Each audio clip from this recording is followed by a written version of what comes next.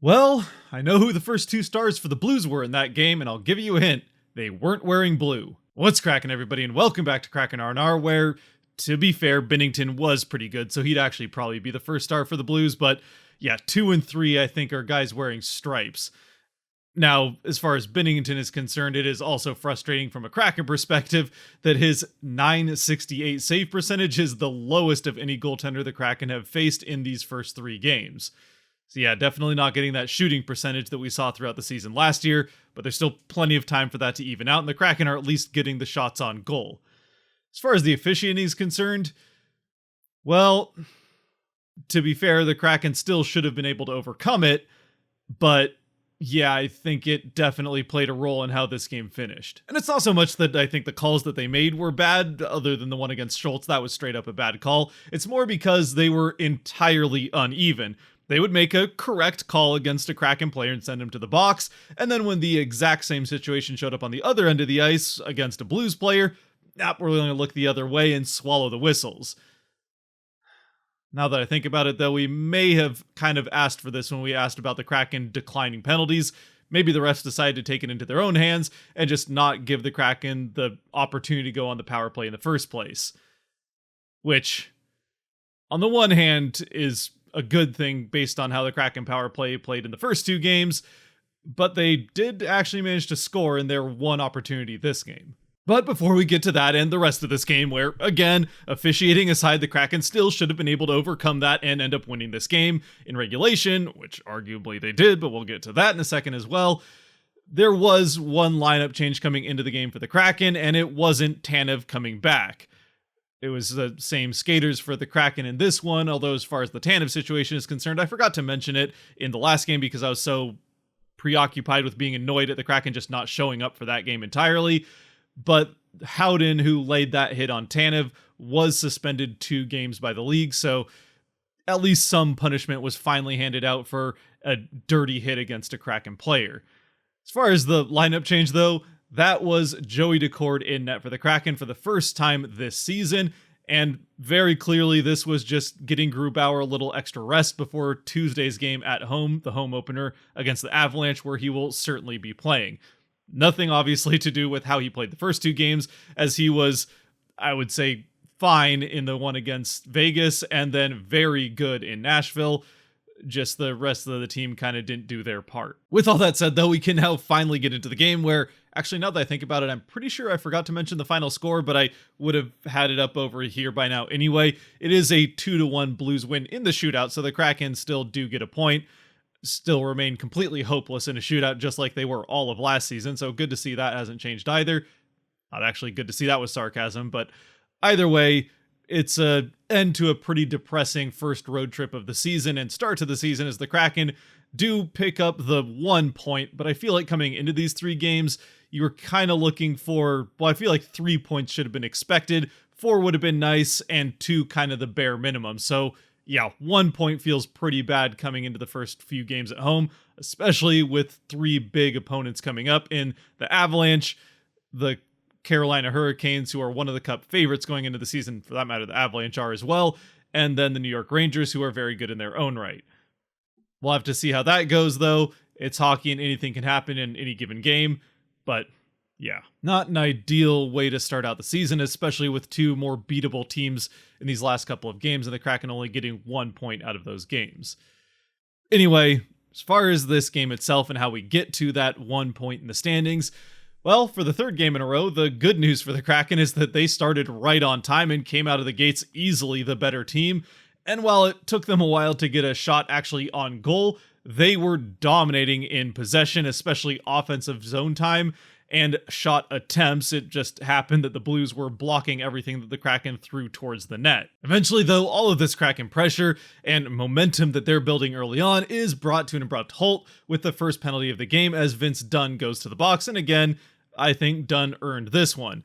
And also the other piece of good news that I didn't mention already with how this game was officiated is that although the Blues do end up getting 4 power plays throughout this game, the Kraken once again remain perfect on the kill, killing off all 4 without a problem. And actually, the last one they kill off, they looked like the team on the power plays. They got all of the chances in that one shorthanded.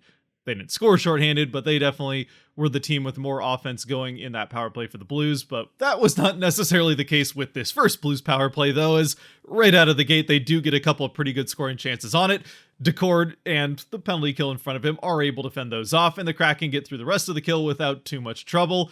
And although they don't necessarily pick up where they left off, getting momentum right back after this penalty, they do still, I would say, look like the better team throughout the rest of this first period. And eventually, it pays off for them as Vince Dunn fires a bullet from up by the blue line right at the net, and it is tipped in by an outstretched stick of McCann right in front of the net, and the Kraken take the early 1-0 lead. Or at least it would have been the first lead of the season for the Kraken had the Blues not challenged for goaltender interference. And well, yes, McCann's stick, while he's reaching out to tip it in, does barely touch the upper chest of Binnington. Binnington sells this much more than McCann actually touches him, as Binnington goes to the ice like McCann came around the back of the net and full-on chopped him like a lumberjack across the throat. But on replay, while yes, if it had been goaltender interference on the ice, I don't think there would have been enough to call it a good goal and wave off the goaltender interference. It was called a good goal on the ice, and I do not see how you overturn this, at least based on what is usually called goaltender interference. Now, of course, there's the fact that goaltender interference might as well be a roll of the dice, what happens when it goes to replay, and ultimately the Kraken just, I guess, get unlucky here. But yeah, I just don't see enough to overturn on this one. Obviously, Blues fans will probably disagree with that because it's your team, but I feel like any neutral fan watching this, it's going to be hard to find a way to overturn for goaltender interference on this one. Either way, though, we annoyingly have to go on with the rest of this game with the score still tied at 0. At least on the bright side, again, the Kraken have been the better team to this point, so it is kind of feeling inevitable that they're going to be the ones to score first. Not that the officials aren't going to make sure that the Blues have their chance to do that with another power play not long after. The Kraken kill this one off, and then actually, right towards the end of the period, Seattle is going to get their lone chance on the power play for this game. Of course, that lone chance on the power play comes with the intermission, splitting it up directly in half, but at least it's something. To no one's surprise, the power play to end the first period really doesn't go much of anywhere, but the Kraken will still have 42 seconds, I think it was, of power play to start the second, which at the very least should be enough to get possession of the puck and have that going into 5-on-5. Turns out, though, they got more than just possession of the puck, as of all times to score your first power play goal, it's with just a few spare seconds to start out a period. The Kraken get right into the offensive zone, get set up, and a couple of chances later, it's Bjorkstrand firing a puck at the net. It's tipped in by Schwartz right in front of it. The Kraken finally getting that net front presence in this game, really throughout it, doing a good job of being in front of the net, which even throughout last year with the amount of scoring they did was not something they did very well consistently. But Schwartz, standing in front of the net, gets his stick on it. This one does not come back from goaltender interference, and the Kraken do have that 1-0 lead. So you know what? I'll be darned, the Kraken finally did it. They've gotten to a point where their power play is back to even on the season, having given up that shorthanded goal the game before and not having scored up to this point.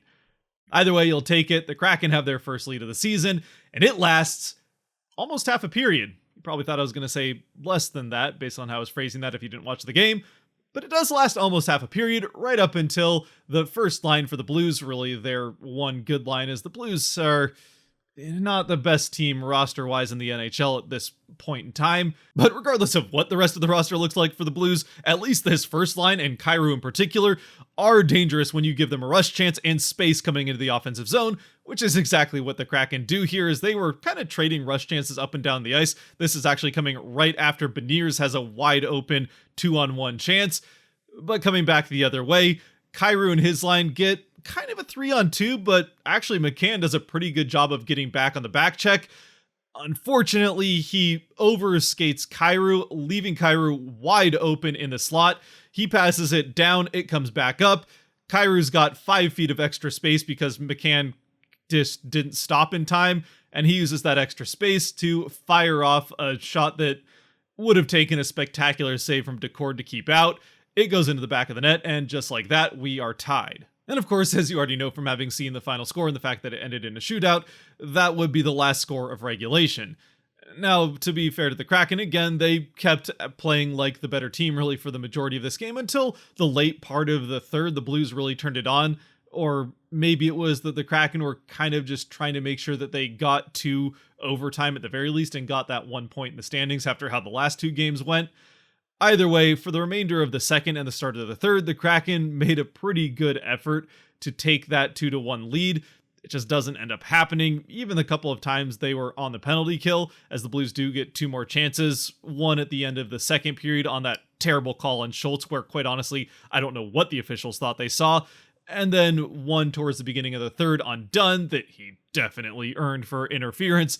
That one being the one where the Kraken had all the scoring opportunities, even though the Blues were on the power play.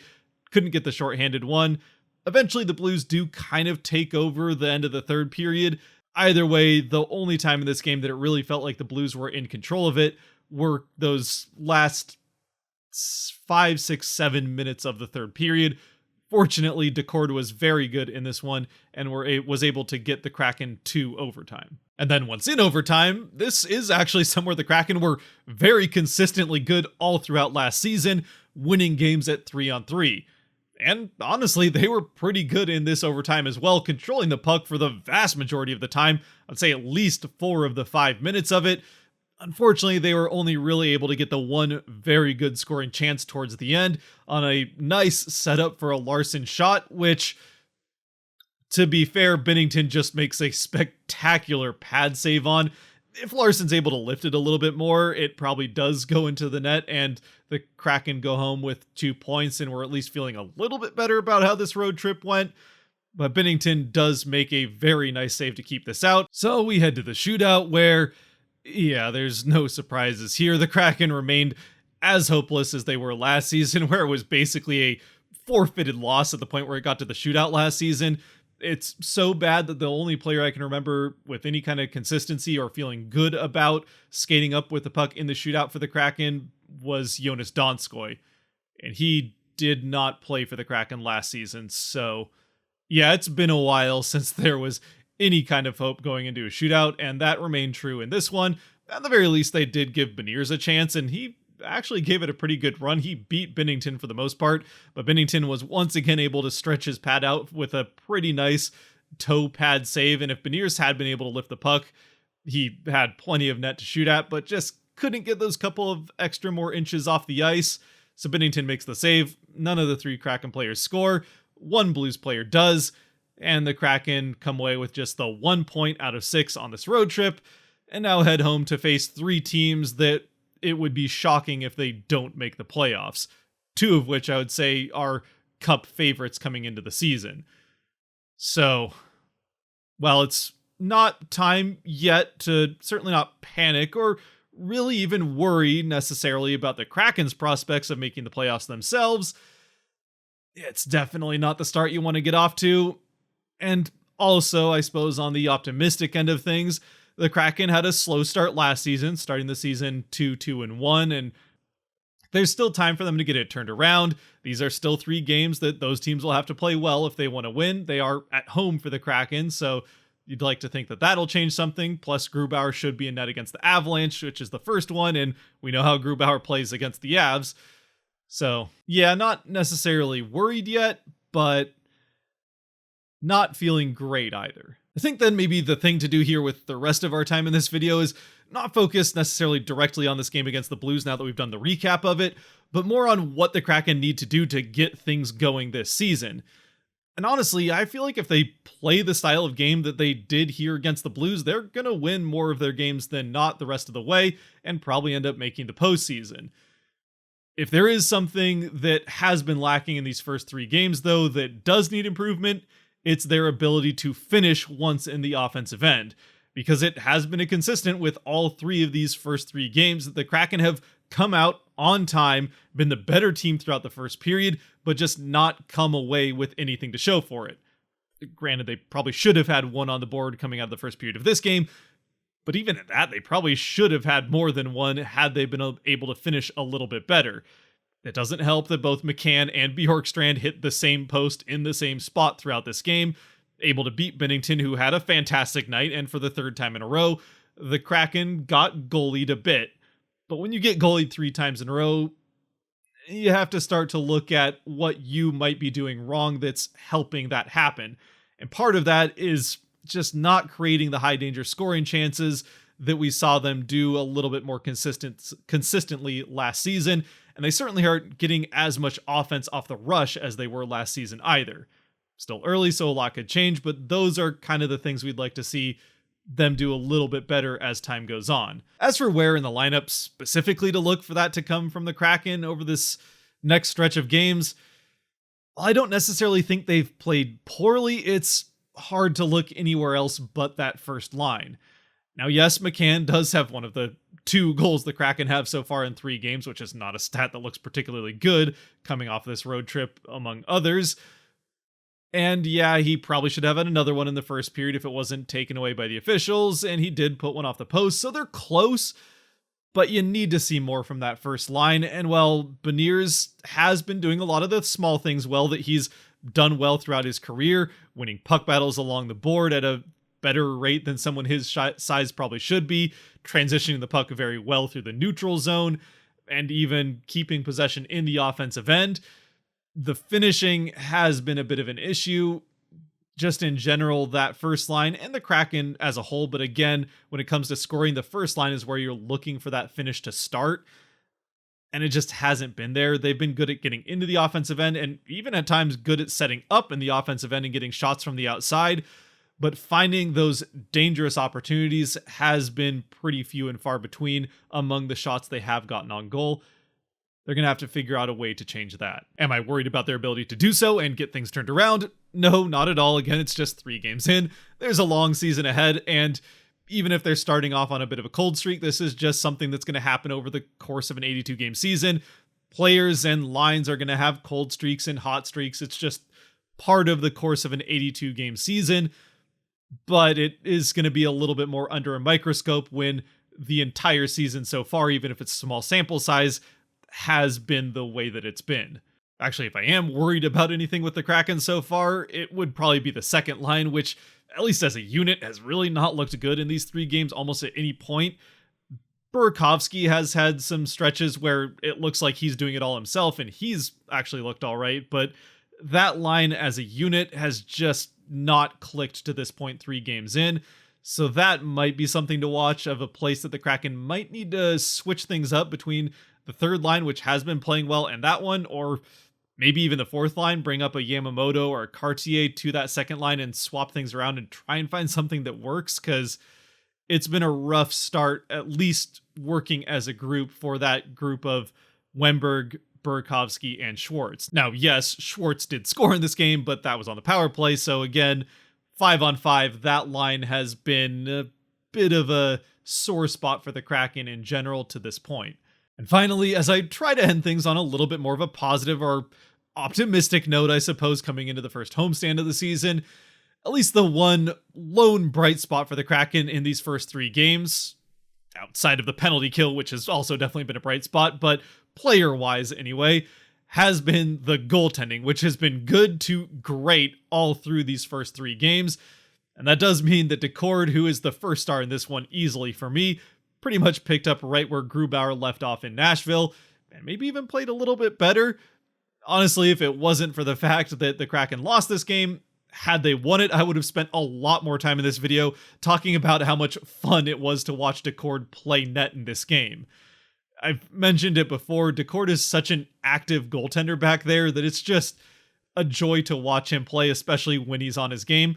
Yeah, it can be a little nerve-wracking at times when he goes all the way to the wall during the penalty kill, but he seems to know what he's doing. He's done a lot of practice and work on being able to play the puck and be an active goaltender like he is, so it's not like he's just willy-nilly doing it because he feels like it. And again, it's an absolute joy to watch as a fan, a goaltender that's that active and does it well. Heck, even a couple of times on the penalty kill, he was a big part of it because he cleared the puck himself on the penalty kill multiple times in this game. So yeah, once again, Decord easily the first star. Second star, I mean, I guess I'll go with Schwartz. He does have the lone goal on the power play, and we've been asking for the power play to do literally anything, so the fact that he scored on the power play is honestly enough for me, even if he and his line have really yet to figure it out as a unit like I've already talked about, but he got the power play goal, so give it to him. And third star, part of me wants to give it to Alexiak because he played very well defensively. didn't really offer that much offensively. I think I'm going to go with Oliver Bjorkstrand, who had a pretty good game in the last one, but had that one terrible gaff that ended up in that shorthanded goal against. But he played very well in this game. That third line of he, Gord, and Tolvanen has been easily the second best line, even at times maybe the best line for the Kraken so far to this point. And he has been a big part of that. Maybe even he and Gord have kind of been the biggest two. Tolvanen has kind of a yet to really get going, but I have no doubt that he will. And I suppose it's also probably worth mentioning, if not at least briefly, since I've already talked about all the other lines, that the fourth line I think has played pretty well, especially in these last two games, even if in limited minutes. Belmar has done what the Kraken got him to do, win faceoffs, which the Kraken were fantastic in the faceoff circle for one of the first times in over a year.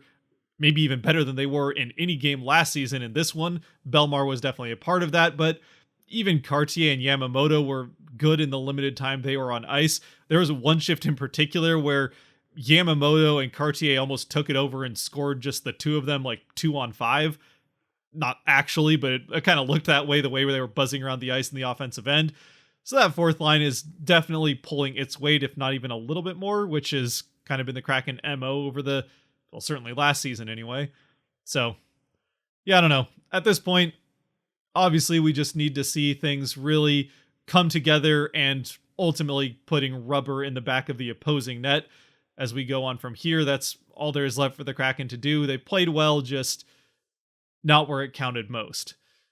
Let me know what you think, though, down in the comment section. As always, I'd love to hear your thoughts, who your Kraken 3 stars of the game would be, and how we're feeling after a almost depressing road trip to start the season. Still looking for the first win, but I guess the Kraken were a road team all last season, so who knows, maybe they're just going to be a home team this season. Either way, if you've made it to this point, thank you very much for watching. If you did like or enjoy this video, there are buttons for that kind of stuff down below that help support the channel, and of course the link to Patreon if you really want to support the channel. And until next time, where we hopefully get our first win in the first home game of the season against the Avs, stay safe out there, be good to each other, God bless, and go Kraken.